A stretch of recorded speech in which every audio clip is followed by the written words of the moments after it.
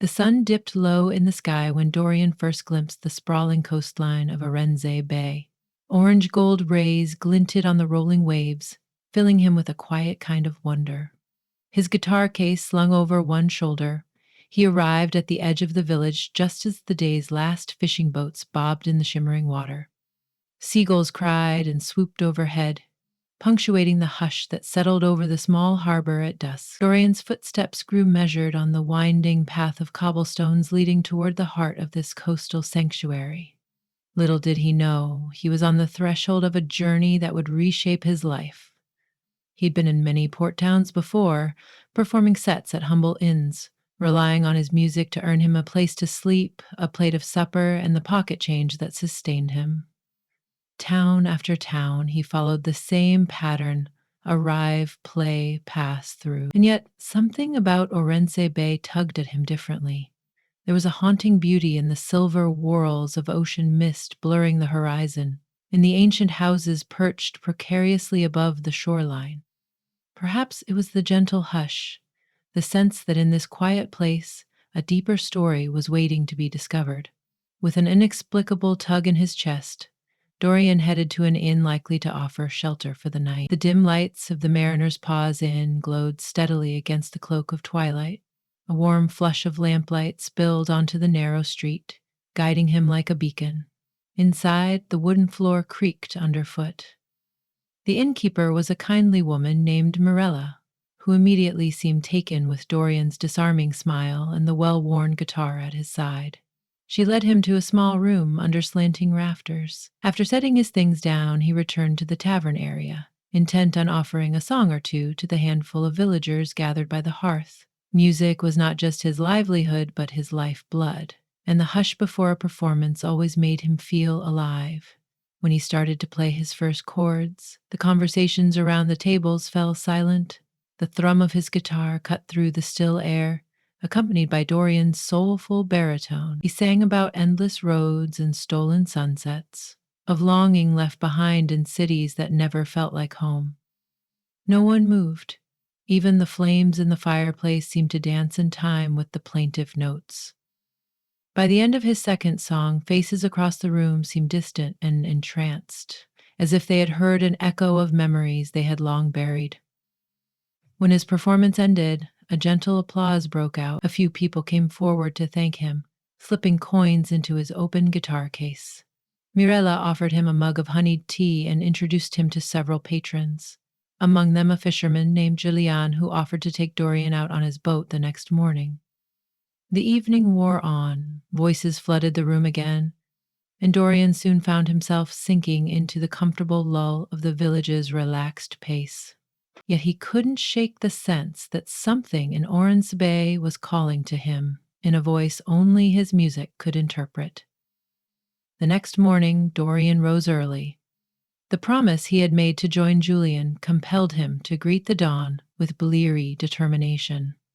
They rowed out to sea, slipping past the weather-beaten wooden docks and over the undulating greenish-blue waves. Sea spray cooled Dorian's cheeks as he settled into the rocking boat, lulled by the rhythmic pull of oars and the soft, briny wind.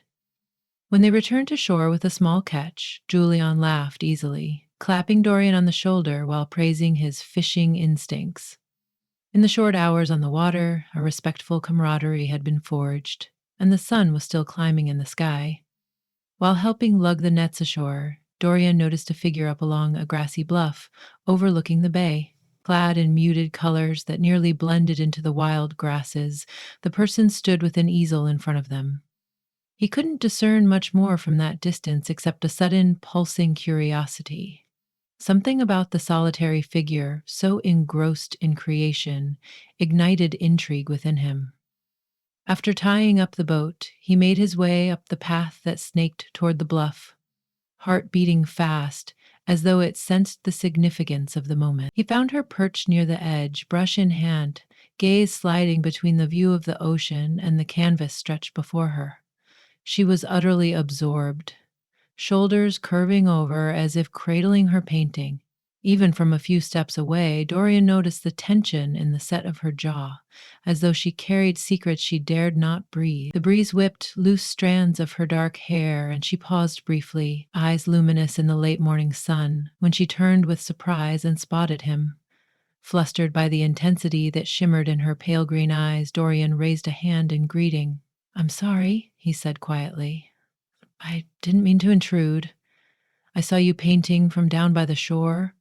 She regarded him cautiously, lips parted as though searching for words that did not quite come. Finally, she gave a small nod, then turned back to her canvas, running her brush carefully across the paint already glistening there. He drew closer, but not too close, as he didn't want to disappoint or frighten her. When he glimpsed that swath of blues and grays, the way she caught the churn of the sea against the rocks with only a few deft strokes, his heart gave a gentle lurch. It was as though he were standing next to a kindred spirit, someone who also bared their soul through art. "Your work is stunning.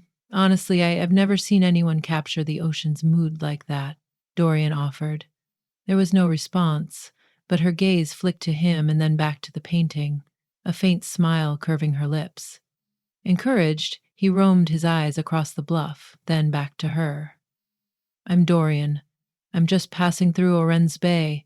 I've been traveling and performing music in different towns, but this place, it speaks to me." She finally dipped the brush into a small glass jar of water.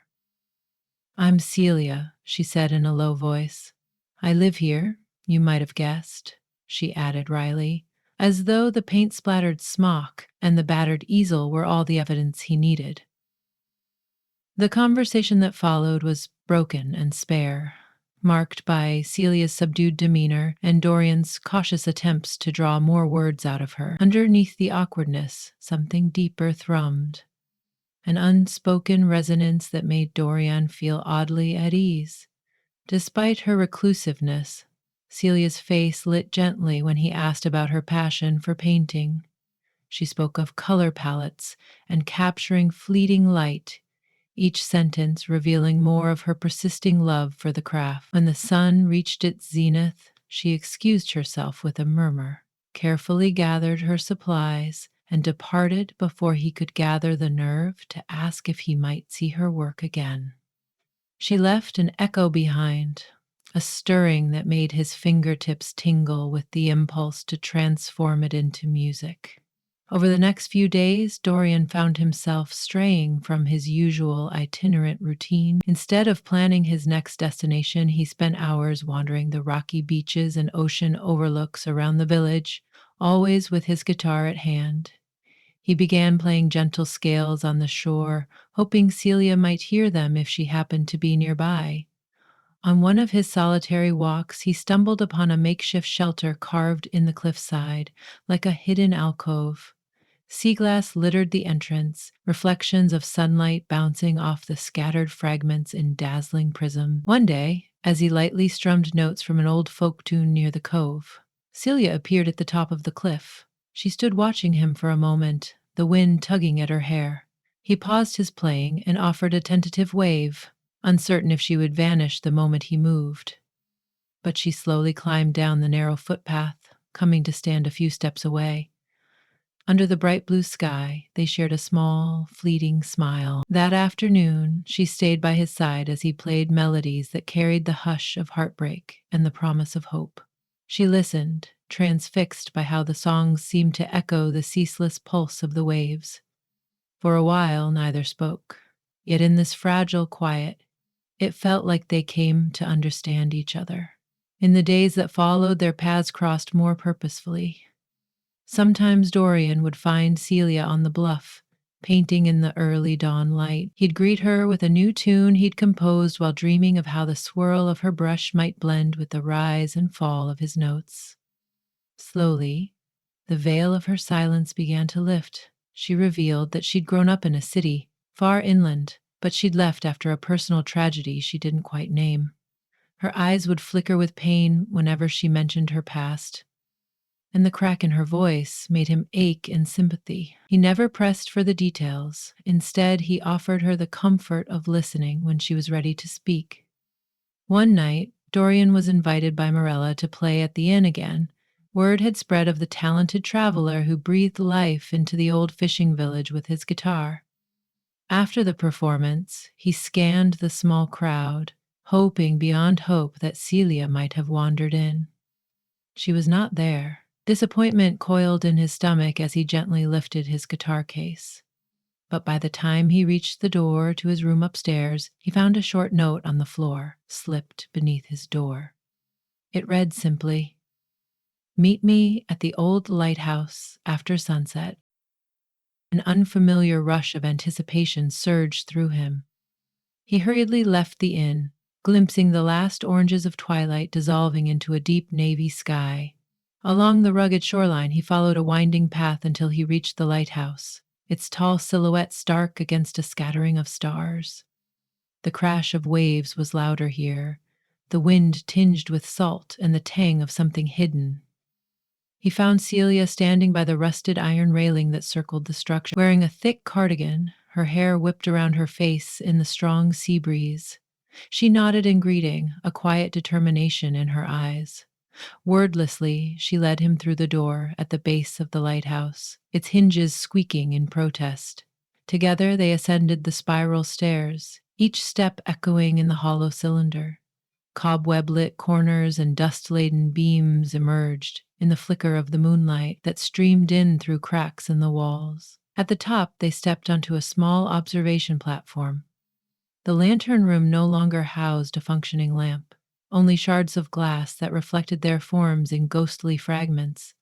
The wind howled, and Celia's lips parted in an unspoken invitation. Dorian gently set down his guitar and stepped closer. He could see the vulnerability in her trembling gaze, and behind it, a longing that mirrored his own, awash in the interplay of stormy winds and starlight. Their closeness offered a shelter from whatever storms both had weathered. "My father used to say this lighthouse guided lost souls," Celia began, staring at the broken lens. "He was a sailor. He drowned at sea when I was 12. That was the first moment my life shattered." She drew a ragged breath. "Not long after, I lost my mother to illness. Grief makes you do desperate things. For me, painting was a refuge." The confession spilled forth with no tears, as though she had none left to shed. Yet Dorian felt the rawness of her pain tremble in every word. When her voice faltered, he reached for her hand. She let him cradle it between his, and something fragile and unspoken passed between them. Leaning against the railing, Celia finally found the courage to ask him, "Why do you roam from one town to another?" Her words were nearly snatched by the wind. He paused, glancing seawards to gather his thoughts. "For as long as I can remember, I've been searching for some place that felt like home," he said. "I can't stay anywhere long because it doesn't feel right to stop. Every step forward I take, every new melody, I think that maybe I'll find what I'm missing, the spark, the belonging." His gaze shifted to Celia. "But lately, I wonder if it's not the place at all. Maybe it's a person." Her soft inhale was lost to the breath of the wind, yet in the moonlight, her eyes glistened. She did not move away or answer with words. She reached instead to gently trace her fingers along the side of his jaw. Their breath mingled in the hush between them, and he tilted closer, the crackle of tension giving way to a brush of lips that felt both timid and fervent all at once. That kiss swelled with possibility, as if every note he'd ever played and every stroke she'd ever painted was simply a rehearsal for this moment. Then, with a slight tremor, she broke away, eyes brimming with an unleashed feeling that matched his own. As they stood together on that ancient platform, it seemed to Dorian that the age-old tower glowed with a new, quiet light. In the weeks that followed, they formed a routine that felt as natural as the ebb and flow of the tide. Often, Dorian would carry his guitar to Celia's small house located near the tall grasses. Its shutters were battered from years of coastal storms, but the inside was a trove of artwork that spanned every inch of wall space. Dorian found himself enamored with Celia's paintings: seas in tumult, lonely boats on moonlit waters, wind-blown dunes brimming with hidden life. He would serenade her softly, letting the vibrating chords merge with the color saturated atmosphere of her studio. In the hush that followed each song, they'd talk about art, about heartbreak, about the thousand ways beauty and sorrow coexist. Sometimes they ventured to the town's main street to buy supplies, fresh paints, new guitar strings, bread, and hearty fish stew from Morella's Inn. Villagers who had known Celia from afar whispered among themselves about the new warmth in her demeanor. She didn't slink away as frequently, and a soft light seemed to hover around her when Dorian was near. For his part, Dorian realized he no longer kept a mental schedule of when he should be leaving. He'd even ignored an offer from a distant friend to play at a festival in the next province.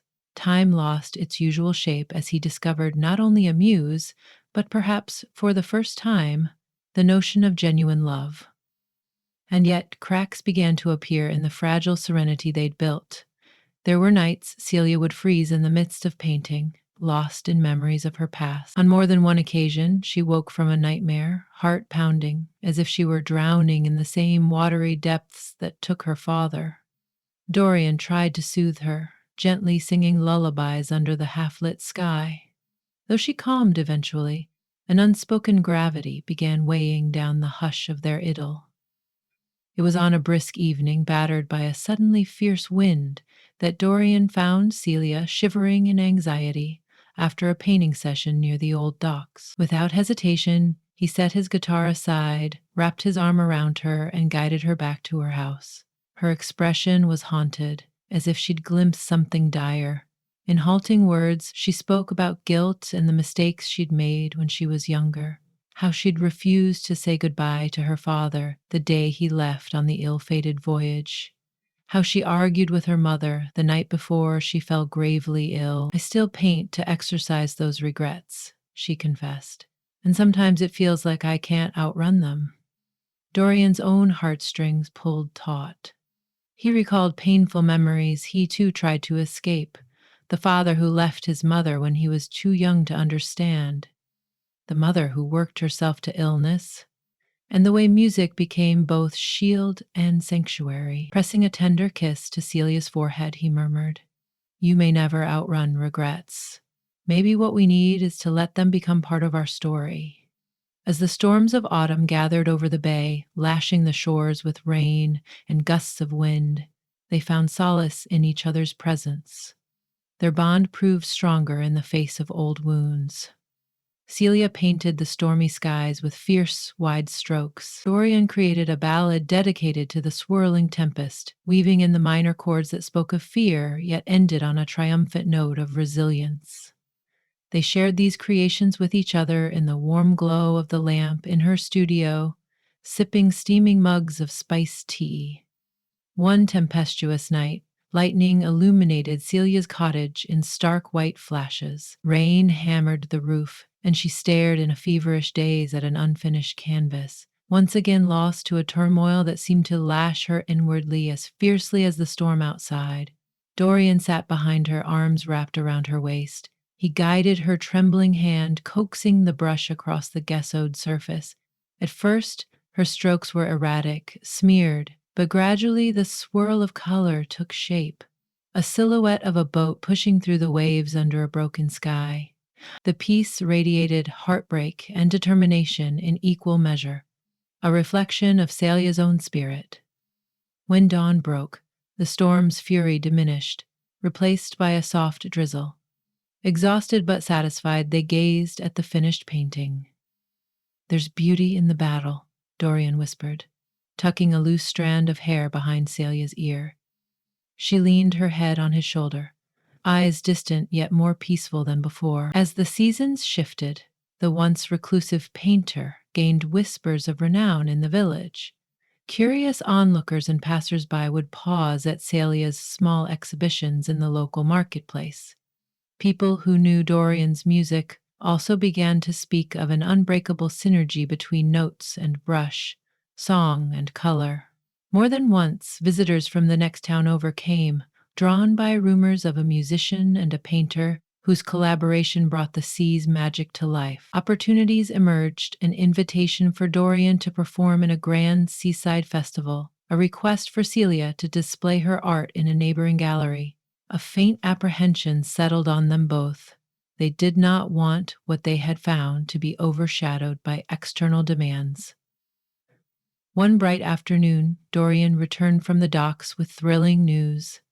A traveling theater troupe passing through the region had heard him play at the inn. They offered him a spot in their traveling caravan, promising larger venues, new audiences, and a chance to expand his musical horizons. It was the opportunity of a lifetime. Yet the moment he arrived at Celia's door, he found her with fresh canvases stacked by the wall, preparing for an upcoming exhibit. They exchanged breathless news, and even in their mutual excitement, a shadow of worry flickered across both their faces. "I've never felt so torn," Celia admitted quietly. "For so long I was content to paint in solitude, content to avoid the rest of the world. Now people want to see my work and celebrate it, and I'm afraid. I don't want to lose what we have here." Dorian set down his guitar, drawing her close. "I'm torn too. Music has been my whole life, but these past months have been everything I never knew I needed." He pressed his forehead to hers. "I don't want to leave you." She cupped his cheek, searching his eyes. "Maybe you don't have to," she said softly, the faint trace of a shy smile lifting her features. "Or maybe I could come with you. We could find a way to share our art together, wherever we go." His heart hammered with possibility, a thousand scenarios unfolding in his mind. He pictured them performing in grand halls and painting in sunlit gardens. He imagined them returning to Orense Bay, the place that kindled the spark between them. But he also felt a pulse of caution. "You love this village. It's your sanctuary, the place you reclaimed yourself. Are you certain you'd be willing to leave it behind?" he asked gently. Celia's gaze flickered to the window. Outside, the waves rose and fell like a living tapestry. "This place is part of me, but you're part of me too. It's not about leaving Orense Bay forever. We can come back whenever we want.